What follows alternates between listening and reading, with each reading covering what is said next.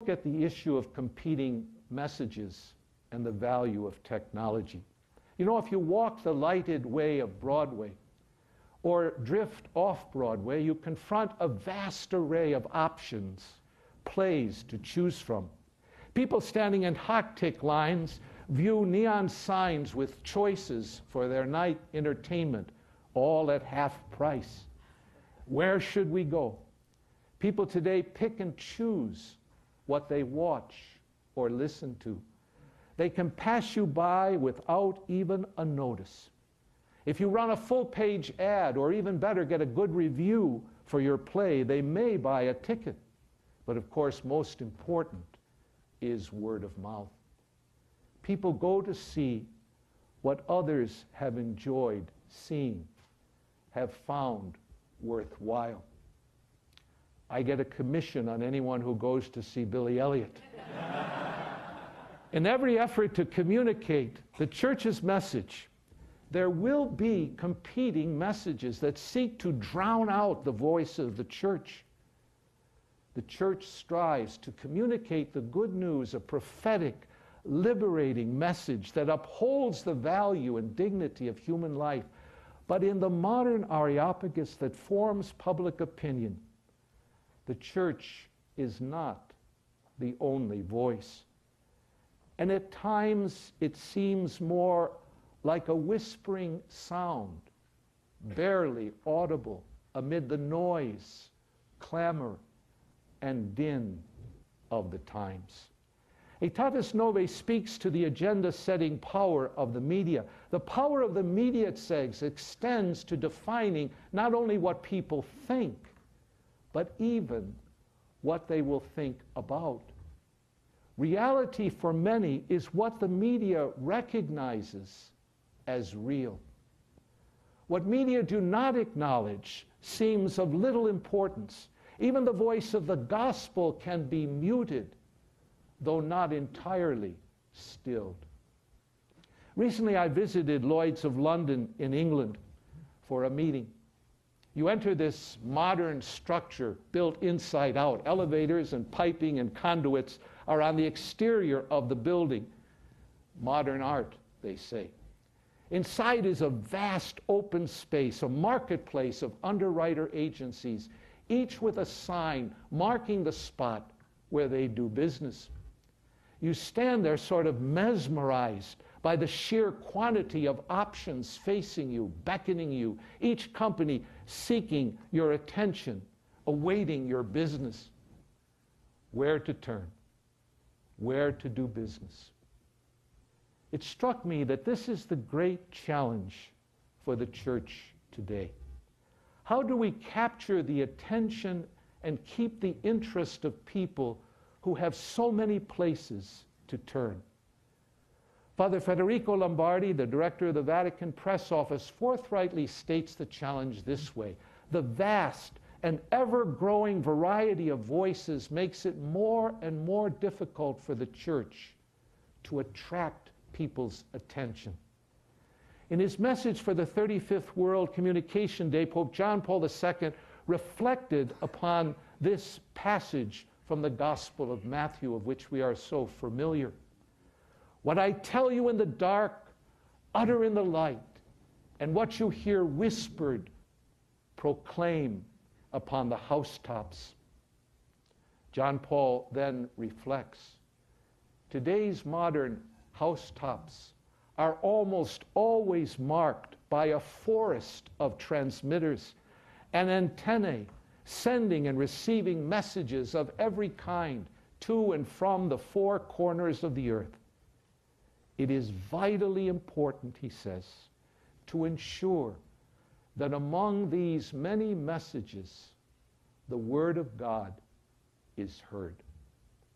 At last October's synod, Pope Benedict was encouraged by a young woman from Hong Kong to start a blog in order to make the church's voice more audible.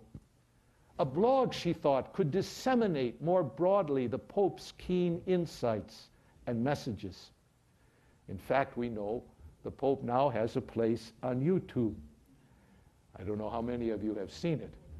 The church must not be hesitant or reticent to engage and use the modern digital technologies to communicate its message. Pope Benedict told us in his World Communications Day message last May that the new digital technologies are indeed bringing about fundamental shifts in patterns of communication and human relationships. And this is important. These technologies are truly a gift to humanity. One of the most popular and well-received initiatives that I've begun in the Diocese of Tucson is our weekly Monday memo, presented as a kind of a blog on our website and sent out to an email readership that numbers around 1,000. The memo helps me to teach, to inform, and to bring people's attention to the good things happening in the diocese. It amazes me to see how broadly the memo is read and how many people comment on it.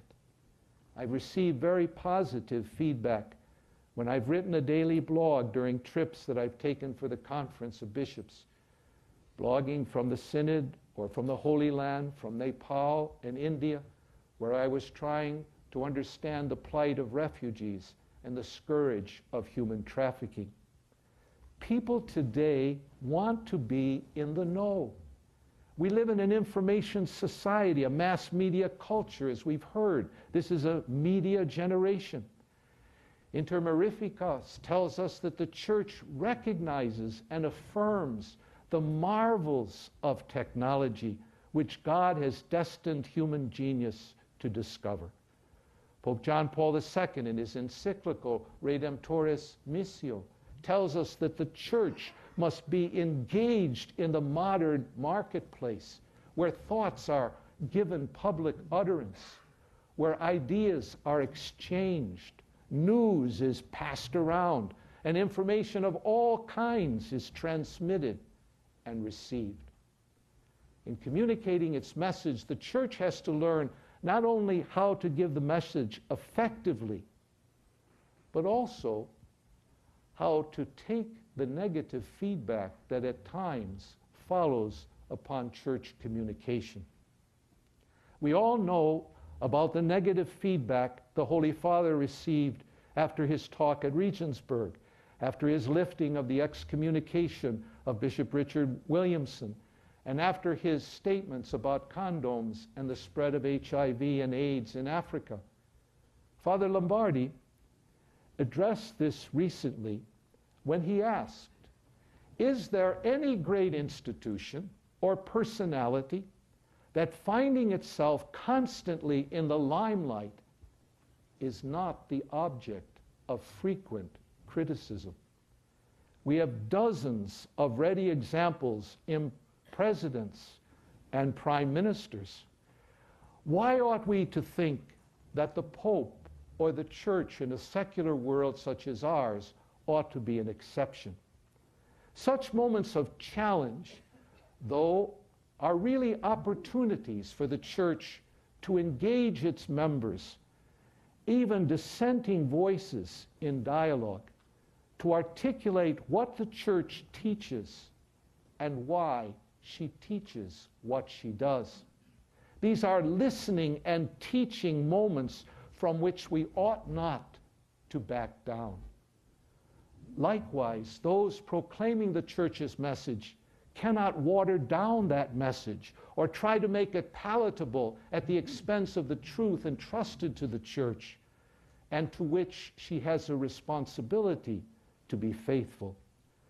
Father Lombardi puts it this way: it is important to realize that many of the things the Church says, and that we should say if we are going to be faithful to her, go against the grain. The gospel of Christ, after all, is against the grain. To promote better communication of its message, Father Lombardi has raised the challenge for the Church at every level to find interactive ways to engage our people and respond to their concerns. He says the impressive